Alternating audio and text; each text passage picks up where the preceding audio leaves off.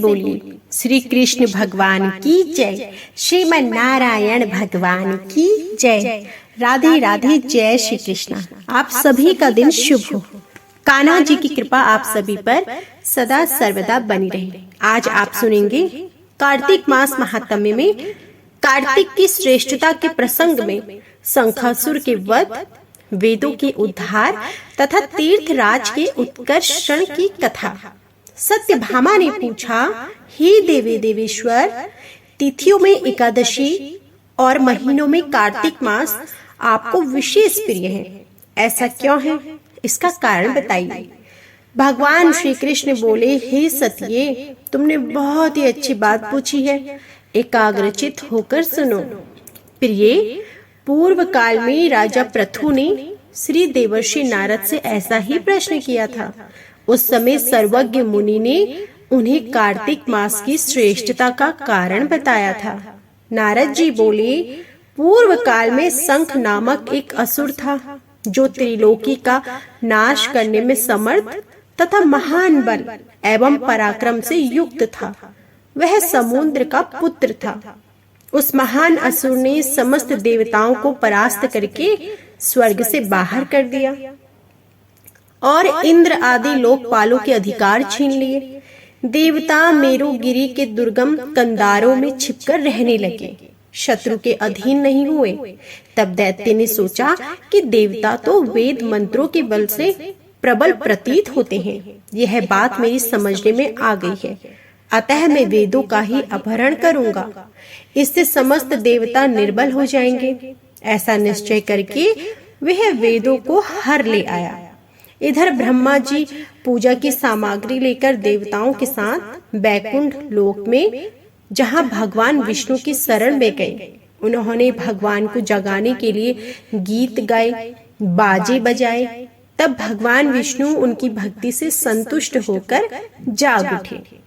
देवताओं ने उनका दर्शन किया। वे सहस्त्रों सूर्यों के समान कांतिमन दिखाई देते थे। उस समय पूरे षोडोपचार से भगवान की पूजा करके देवता उनके चरणों में पड़ गए। तब भगवान लक्ष्मीपति ने उनसे इस प्रकार कहा। श्री विष्णु जी बोले, देवताओं, तुम्हारे गीत वाद्य मंगलमय कार्यों से संतुष्ट हो मैं वर देने को उद्यत हूँ। तुम्हारी सभी मनोवांछित कामनाओं को पूर्ण करूंगा। कार्तिक के शुक्ल पक्ष में प्रबोधिनी एकादशी के दिन, जब एक पहर रात बाकी रहे, उस समय गीत वाद्य आदि मंगलमय विधानों के द्वारा जो लोग तुम्हारे ही समान मेरी आराधना करेंगे, वे मुझसे प्रसन्न करने के कारण मेरे समीप आ जाएंगे। शंखासुर के द्वारा हरे गए संपूर्ण वेद जल में स्थित है। मैं सागर पुत्र शंख का वध करके उन्हें ले आऊंगा। आज से लेकर सदा ही प्रतिवर्ष कार्तिक मास में मंत्र, बीज और यज्ञों से युक्त वेद जल में विश्राम करेंगे। आज से मैं भी इस महीने में जल के भीतर निवास करूंगा। तुम लोग भी मुनीश्वरों को साथ लेकर मेरे साथ आओ। इस समय जो श्रेष्ठ द्विज प्रातः स्नान करते हैं, वे निश्चय ही संपूर्ण यज्ञों का अवभृत स्नान कर चुके। जिन्होंने जीवन भर शास्त्रोक्त विधि से कार्तिक के उत्तम व्रत का पालन किया हो, वे तुम लोगों के माननीय हो। तुमने एकादशी को मुझे जगाया है, इसलिए यह तिथि मेरे लिए अति प्रीतिदायिनी और माननीय होगी। कार्तिक मास और एकादशी तिथि, इन दो व्रतों का यदि मनुष्य अनुष्ठान करे तो ये मेरे सानिध्य की प्राप्ति कराने वाला है। इसके समान कोई दूसरा साधन नहीं। नारद जी कहते हैं, यह कहकर भगवान विष्णु मछली के समान रूप धारण करके आकाश में विंध्य पर्वत निवासी कश्यप मुनि की अंजलि में गिरे। मुनि ने करुणावश उस मत्स्य को अपने कमंडलू में रख लिया, किंतु वह उसमें अट न सका। तब उन्होंने उसे कुएं में ले जाकर डाल दिया। जब उसमें भी वह न आ सका, तब मुनि ने उन्हें तालाब में पहुंचा दिया, किंतु वहां भी यही दशा हुई। इस प्रकार उसे अनेक स्थानों में रखते अंत गत्वः उन्होंने समुद्र में डाल दिया। वहां भी बढ़कर वह विशाल काय हो गया। तदंतर उन मत्स्य रूपधारी भगवान विष्णु ने शंखासुर का वध किया और उस शंख को अपने हाथ में लिए वे बद्री वन में गए। वहां संपूर्ण ऋषियों को बुलाकर भगवान ने इस प्रकार आदेश दिया। श्री विष्णु जी बोले, महर्षियों, जल के भीतर बिखरे हुए वेदों की खोज करो और रहस्यों सहित उनका पता लगाकर शीघ्र ही ले आओ। तब तक मैं देवताओं के साथ प्रयाग में ठहरता हूँ। तब तेज और बल से संपन्न समस्त मुनियों ने यज्ञ और बीज रहित वेद मंत्रों का उद्धार किया। जिस वेद के जितने मंत्र को जिस ऋषि ने उपलब्ध किया, वही उतने भाग का तब से ऋषि माना जाने लगा। तदंतर सब मुनि एकत्रित होकर प्रयाग में गए तथा ब्रह्मा जी सहित भगवान विष्णु को उन्होंने प्राप्त किए हुए सभी वेद अर्पण कर दिए।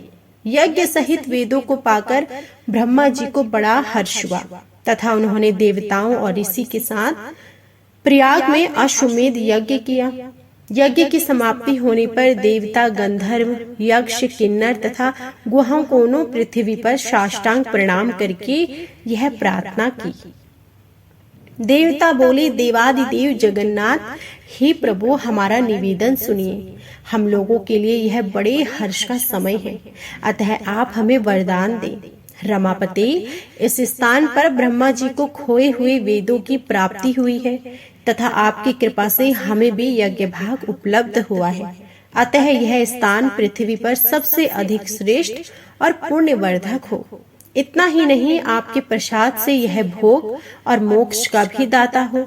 साथ ही यह समय भी महान पुण्यदायक और ब्रह्म हत्यारे आदि की भी शुद्धि कराने वाला हो। इसमें दिया हुआ सब कुछ अक्षय हो। यही वर हमें दीजिए। भगवान विष्णु ने कहा, देवताओं, तुमने जो कुछ कहा है उससे मेरी सहमति है, अतः तुम्हारी इच्छा पूर्ण हो। यह स्थान आज से ब्रह्म क्षेत्र नाम धारण करे। सूर्य वंश में उत्पन्न राजा भगीरथ यहाँ गंगा को ले आएंगे और वह सूर्य कन्या यमुना जी के साथ यहाँ मिलेगी। ब्रह्मा जी सहित तुम संपूर्ण देवता भी मेरे साथ यहाँ निवास करो। आज से यह तीर्थराज के नाम से विख्यात होगा। यहाँ किए हुए दान, व्रत, तप, होम, जप और पूजा आदि कर्म अक्षय फल के दाता हो और सदा मेरी समीपता के प्राप्त कराने वाला हो।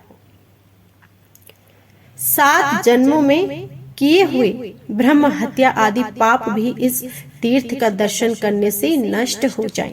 जो धीर पुरुष इस तीर्थ में मेरे समीप मृत्यु को प्राप्त होंगे, वे मुझ में ही प्रवेश कर जाएंगे। उनका पुनर्जन्म ही नहीं होगा।